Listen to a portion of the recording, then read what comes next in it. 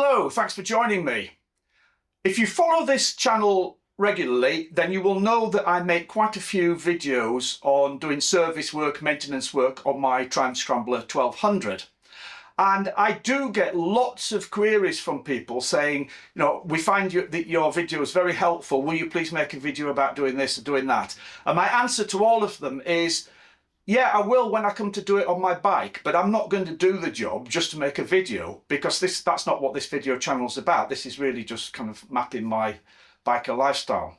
Anyway, the video that I've probably had requested more than anything else, I've had dozens and dozens of requests for it, is will you please do a video on checking the valve clearances on the Scrambler? I'm about to do that job, so here comes the video that you've been waiting for. Before I start working on the bike, I'll just give a little health warning, and that is that I'm simply documenting what I am doing rather than trying to produce a how-to video. I am not a Triumph qualified technician, and therefore, there may be disagreement on the way that I'm doing things. However, I do like to think that I know what I'm doing. I have a lot of experience. I've been working on bikes for well over 40 years. I've done this kind of job many times on many different bikes. So I'm putting this video out simply to try and be helpful to other riders, to other owners of Triumph Scramblers, particularly those who want to do their own maintenance work, but maybe have a bit less experience, a bit less sure about what they're doing. So please take it as it is. So the first thing you'll need to do then at the start is to remove the fuel tank off the bike in order to get access to the rocker cover and start pulling the engine apart. As that is a job that it needs to be done for access to several different things, I've made a separate video about that. So if you're not sure how to remove the petrol tank, please refer to the other video I've made and then, rejoin me as I've got the bike stripped down.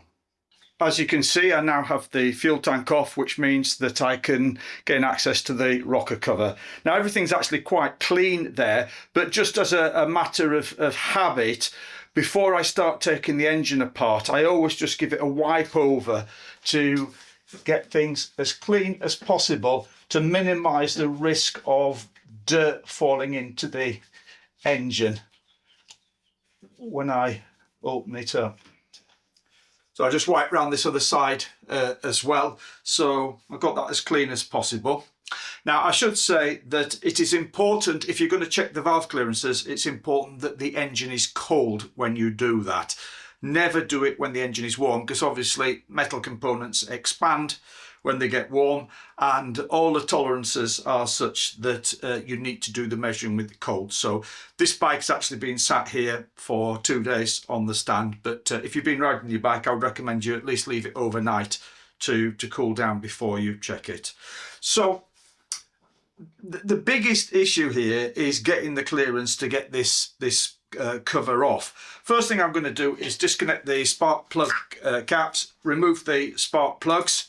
Again, you need to be careful not to drop anything down the spark plug hole. Then I'm going to have to actually remove the coil assembly, which is mounted here to give me room to lift the rocker cover off here. Probably have to disconnect this as well. So this is the filler cap for the coolant system. It's mounted, there's a little screw just in here. I'll try and show you more detail later. I'm just giving an overview, just so that will then move up and out of the way. I think, yeah, we'll see what else needs to be moved, but certainly got to remove the coils and move that. So spark plugs out first. Just as I remove these spark plugs, I will mention something, and that is, if you've never had the bike apart before, these spark plugs, I'll show you when I get it out, these spark plugs and the spark plug hole are very slim.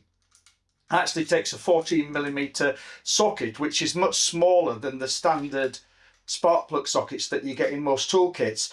A while ago, I did a video about putting together a toolkit for the Scrambler. You'll be able to find that in my video list.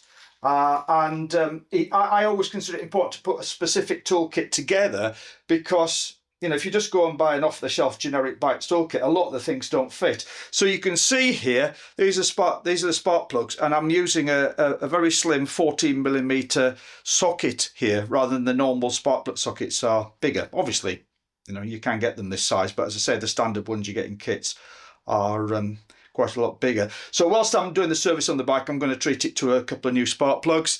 I am running NGK LMAR8A-9s. So I'm going to get a pair of those. So there's absolutely nothing wrong with those. I mean, look at that. Bring it in closer if you can see that. Beautiful colour. Absolutely textbook colour. So the bike is running nicely. So to all of those people who sort of commented on my decat video, you know, when I decatted it, that it's going to mess up the engine mixture. Well, just look how nicely it's running. That. Anyway, so that's the spark plugs out. Now that's me. Coils leads are free. I need to disconnect the mounting for the coil here and lift those out. There's a lot to remove here just to get the clearance to be able to lift that cover off. This is the coolant filler cap, and I don't know if you can just see in there, there's a little bolt which just holds that in place. So I'm going to take that out just so that I can lift this up out the way. Now this is a T25, is this bolt, T25 head on it, Torx head.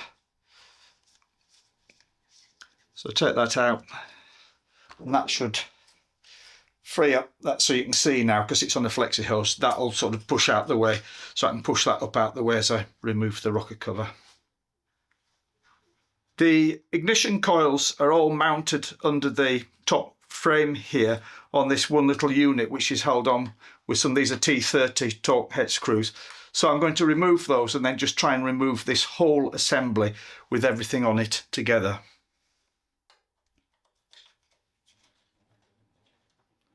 As you might expect, it's a viper's nest of connectors and cables under here, but I've undone these two bolts here, and then there's one around the other side, disconnected everything. You've got to remember what goes back where, otherwise you're in big trouble.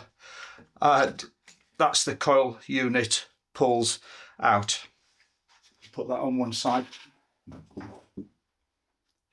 So yeah, we've still got quite a few cables and pipes and things here, but I think I've got enough room now to be able to access the cover and wiggle it out. I can now undo the rocker cover bolts. These are these sort of chrome bolts here. So there's two on this side, two on the other side. They are 6mm Allen head bolts, and they shouldn't be too tight.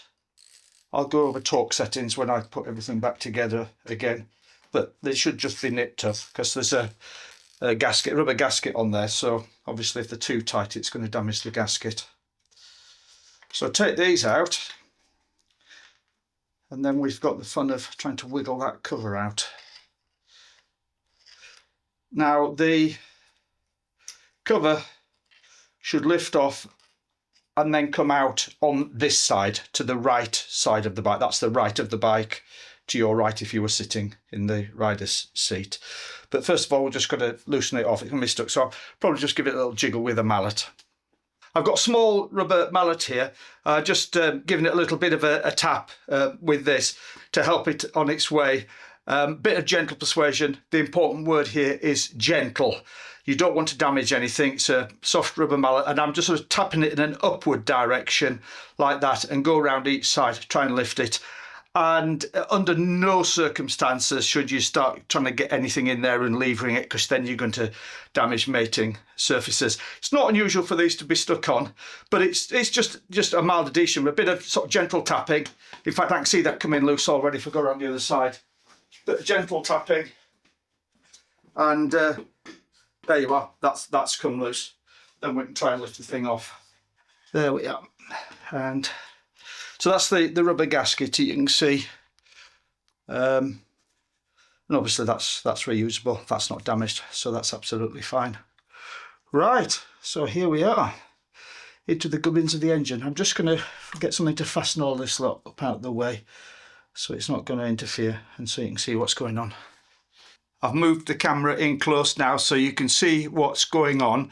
So hopefully you can see here we have 4 valves per cylinder. So if we look at the right hand cylinder here, there's 2 inlet valves here, 2 exhaust valves, but each of the pair of valves, so the 2 inlet valves, are working off the same rocker and the 2 exhaust valves working off the same rocker, and it's exactly the same on the left hand side cylinder as well. So when we're checking the clearances, we need to check on each side, we need to check 2 inlet and 2 exhaust. So a total of 8 valve clearances we need to check. Right, so there are 2 cylinders, 8 valves to check. In terms of numbering, the left side cylinder, so that's the left side as if you were sitting on the bike where I'm stood at the moment, is cylinder number 1, and the right side cylinder, which is the one I'm pointing to here, is number 2. So I'm going to do cylinder number 1 first and then cylinder number 2. In order to check the valve clearances, you need all the valves to be closed, and the best way to do that is when the piston is at top dead center on the compression stroke, because at that point all 4 valves on that cylinder should be closed. The way I'm going to do that is I'm going to pop the bike into 4th gear. I've got the bike up on an axle stand so I can spin the rear wheel, and I'm just going to move the rear wheel, which is going to be easy because there's no compression because I've got the spark plugs out, until I get to top dead center on the compression stroke. Now I'm going to do cylinder number 1 first. It's quite difficult to film around from this side. I'll try and film both sides, but I may end up just showing you one side, the right hand side, where it's easier just because of the workshop layout to get my camera, but we'll see. So first job is I'm going to get that round to top dead center on the left hand cylinder.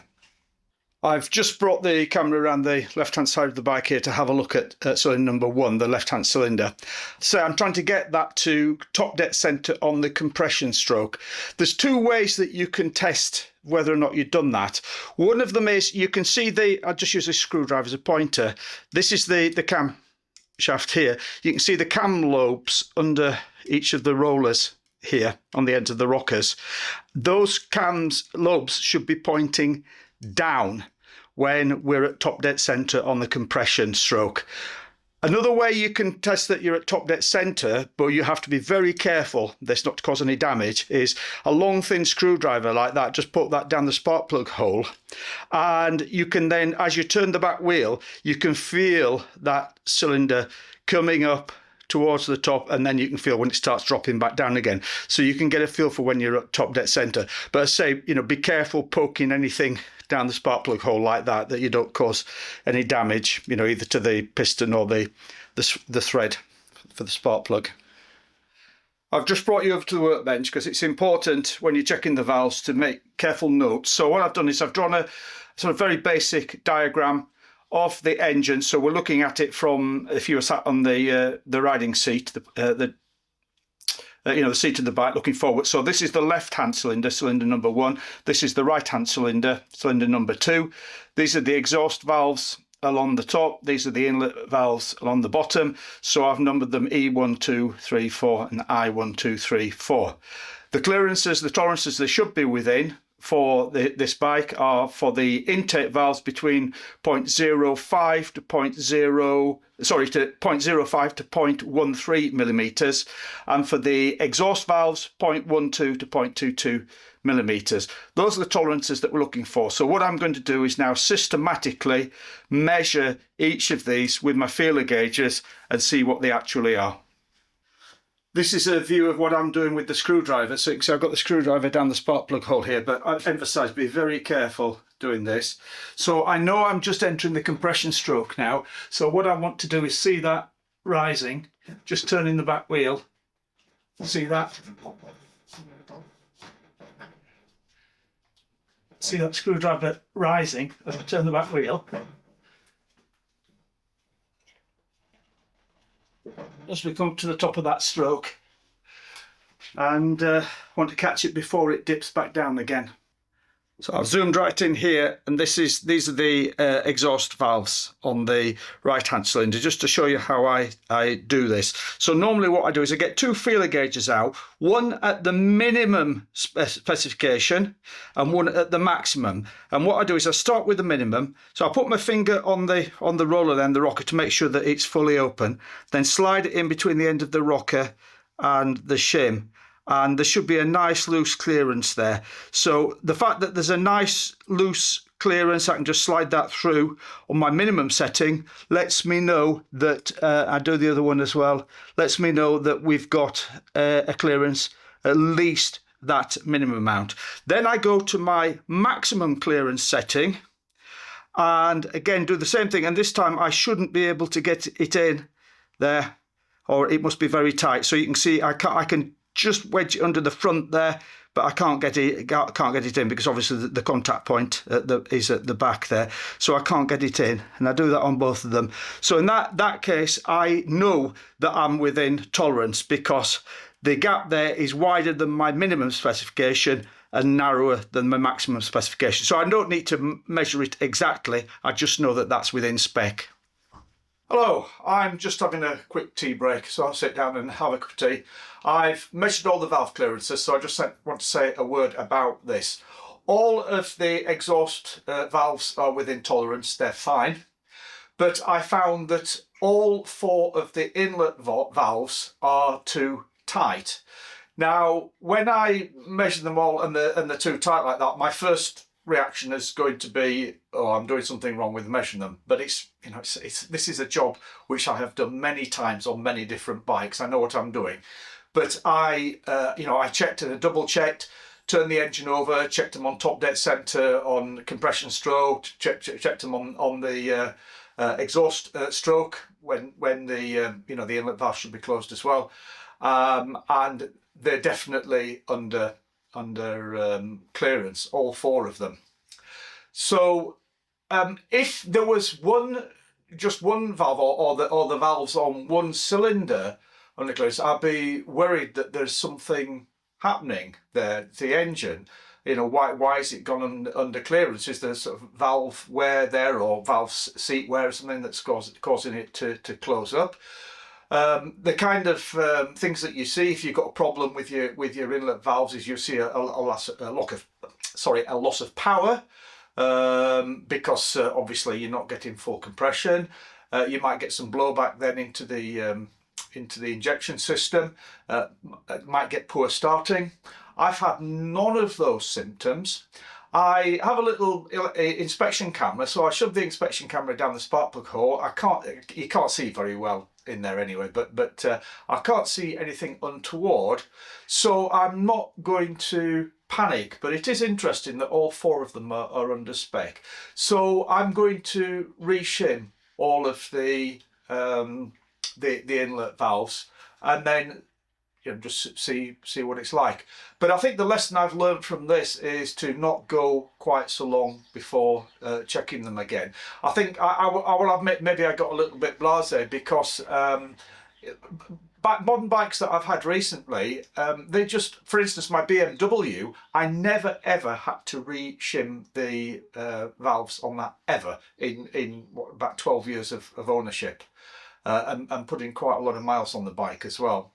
Obviously on my older bikes I check them quite frequently. I mean on my old Triumph Bonneville I check it every 1500 miles, or that basically works out about once a year I check them.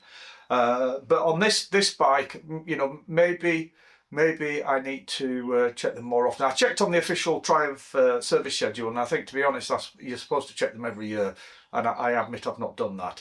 So before I start worrying that there's something terrible wrong with the bike, I'm just going to reshim them, see what it's like, and then run the bike. And then next time I do a service, I'll check them again and just see where they are. So I'll make a careful note of where they are when I've done this job, see where they are. So I think I've got plenty of shims in. I've got loads of boxes of shims in the cupboard. So if I whip the rockers off and see what size shims I need, I'm sure I've got the right diameter of the shims in the cupboard, and do that. But I'm just going to finish this mug of coffee first, and then I'll get on with that. It's quite cold today.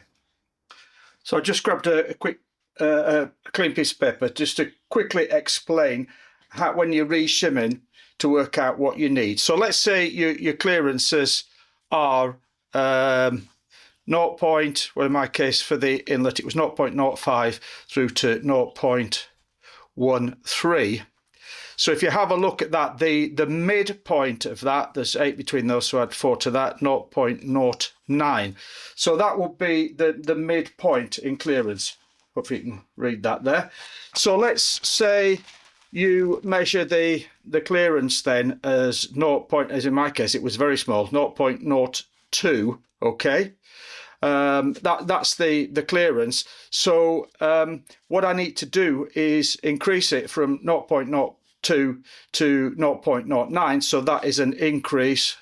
I need to add 0.07 to it.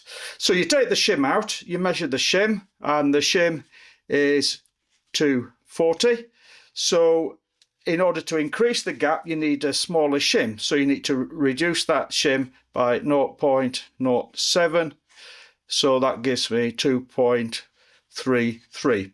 So I want a shim as close as I can get to 2.33. Now mine come in noughts and fives. So I've got 2.30 and I've got 2.35. Now I've gone for the midpoint. That gives me the midpoint. That clearance of 0.09 gives me the midpoint there. So obviously there's a bit of leeway either way on that. So, you know, it would work if I went either to a 0.3 or a 0.35 on that. I guess if you're watching this to learn how to do the full job, it's good news for you that I have to actually re-shim them, because you see the full process, because there's no way I was going to start pulling it apart if I didn't need to. But here we go. So I'm going to be changing these two and then the other two. So the first thing I need to do is again, make sure that the cam lobe is at the bottom so it's free. And actually see it's free because... yeah, I can see the cam lobe is down there. We're at the bottom because you don't want the lobe up pressing against the cam when you're trying to remove the rocker. So you just need to undo these two bolts here. But the first thing I'm going to do is I'm going to make sure I don't drop a shim, you know, take it out, drop a shim down a spark plug hole. So I'm just going to stuff a rag in the spark plug hole. Also, down the cam chain tunnel. So I'm going to put rags around here as well, both sides around here, so that there's no risk of dropping either one of these bolts as I remove it, or one of the shims dropping it down into the engine, because that really would spoil my day. The bolts that hold the rocker on are 8mm, so I need to undo these two here to remove this inlet. Obviously you do it one rocker at a time, and then I can get to the shims which just sit underneath there. So again, these are not hugely tight, but when I put them back on they need to be correctly torqued. So just loosen them off and then I can undo these. With the bolts out, you can just lift the rocker off carefully like that. And then these are the shims that we want to get to. I use one of these little magnets like this to lift the shim off. So I do this out, so should just click to the magnet, and there we are. We've got the shim off. I've just brought you over to the workbench here, so you can see that's my rocker and the bolts there, and that's the shim that's just come out. So I've got several different boxes of shims lying around here. This is the right size, the right diameter.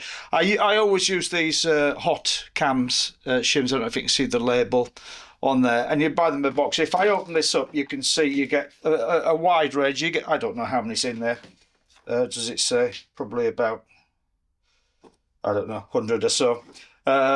So, you know, hopefully I'll have enough. You get a few of each size. So this is the shim that's just come out. Now the shims have the size number written on them, should be written on the bottom. And this has got it's got 240, which, if I bring that in, I don't know if it'll focus. You'll see that 240.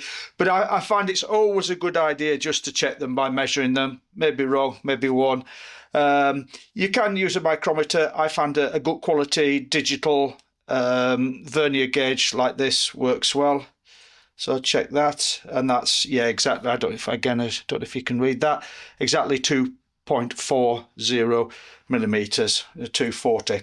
So on that one, I want to open up the gap by 0.1 of a millimeter. So I want to go down 10. So I need to find myself a 230 to fit in there.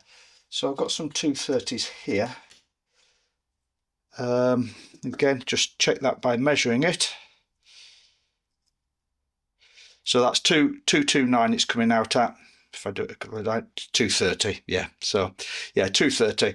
So that should take my shim down by 0.1 of a millimeter, which then in turn should open up the gap by 0.1, which is what I want. So I'm going to pop this one back in, and normally there's the writing on one side. You put the writing on the bottom side, so that the wear surface is the one with that writing on, so you don't wear the writing off. So I'll pop this one in and then pull out the next shim. So this is the second shim. This is labelled 238. So I'm going to go through the same process. I'm going to double check that, measure it, work out from how much I want to open up the gap, how much smaller I need to go. And then I'm going to do that for both of these shims, put that rocker back on, torque it up, and then I'll do the other side as well. That's the two new shims in place. I'm just going to put a little bit of clean engine oil on those just to make sure that there's plenty of lubrication on there before I put the rocker back on. And then over I come with the rocker. Right, so get the rocker arm in and then replace the two rocker arm bolts, and they should be torqued down to 10 Newton meters. So just tighten these bolts down by hand first. I like to do everything by hand initially, then you get a feel for what you're doing, and you're not going to strip stuff. You know, if you just get straight in there with a wrench, or even worse with a power wrench, you know, a pneumatic power wrench or something, that's when you damage things, strip them. So if you're doing it by hand, everything should just go in nice and easy by finger until you get it seated. And then I've set my torque wrench to 10 Newton meters, so I just tighten it down slightly both sides, and then just progressively take it until it clicks on each side. That one's clicked. That one's clicked. So they're both down at 10 Newton meters. So before I go any further, before I do the other side, what I'm going to do now is remove these rags. I'm just going to turn the engine over a couple of times to make sure these shims are well seated, and then I'm going to measure that clearance again. I've just turned the engine over a couple of times by turning the back wheel, just to make sure that those shims are seated. The cam lobe's at the bottom again now, and so I'm going to now check the clearance. So the minimum clearance I should have on these is 0.05 millimeter. So I've got that feeler gauge here, and I try that, and that slips through nicely. Do it on both of them. See? Yeah, that slips through nicely. And then the biggest clearance I should have is 12. Try that one, can't get that one in. So I know that they are in tolerance now. So I'm going to go around and do exactly the same on the left hand cylinder. Won't bother recording it because that's exactly the same procedure. That's the left hand cylinder done. I didn't bother recording that because it's exactly the same procedure. So again, I changed the shims, resized the shims, and then put the rocker arm back on, turned the engine over a couple of times just to make sure everything was seated properly, and checked the clearance gaps, and they are within Triumph specified tolerances now. So that's all 8 of the valve clearances within specification. All of the exhaust ones were fine. I ended up having to change all of the inlet ones. Lesson to me, check it more frequently. Because obviously if you let them get out of tolerance, particularly like that, if you let them get too tight, then that can cause serious problems. So now just put the engine back together, put the rocker cover back on. I checked the gasket when I took it off, but the gasket is 100% fine. It's a rubber gasket here. So that's fine to put back on. It's just that tricky job of wiggling it back in. But now I just repeat the procedures for taking it all apart. So put this cover back on, put the coils back on, connect all the electrical cables back together, and then put the petrol tank back on. It's just a reverse of the procedure for taking it all off. So I'm not, to save this video going on for too long, I'm not going to record all of that unless some specific issue comes up that I want to show you. Right, that's the rocker cover back on. The issue with pushing that back in is just making sure that you don't damage the rubber gasket there, and then making sure that that rubber gasket is seated correctly all the way round. It is. So now I can put the rocker cover bolts back in and torque those down. Got the bolts in. I can't find a torque setting for these actually, so I'm going to just wing it and say that they don't need to be too tight at all. So just see how that feels. I've set my torque wrench to 8 Newton meters, but I think even that's too much. I think it's one of these jobs that you just need to do it by feel. It's one of those jobs where you just do it tight enough. Unless anybody out there actually has a torque setting for those, please let me know, because I can't find one anywhere. So I'm just I'm doing them up until they're seated, because it actually the bolt has a shoulder on it, so it seats, and then just pinching it up lightly. And I think that is absolutely fine. If there's no torque settings in the manual for them, which I can't find, then they're obviously not that critical. So that's it, just basically so they don't come loose.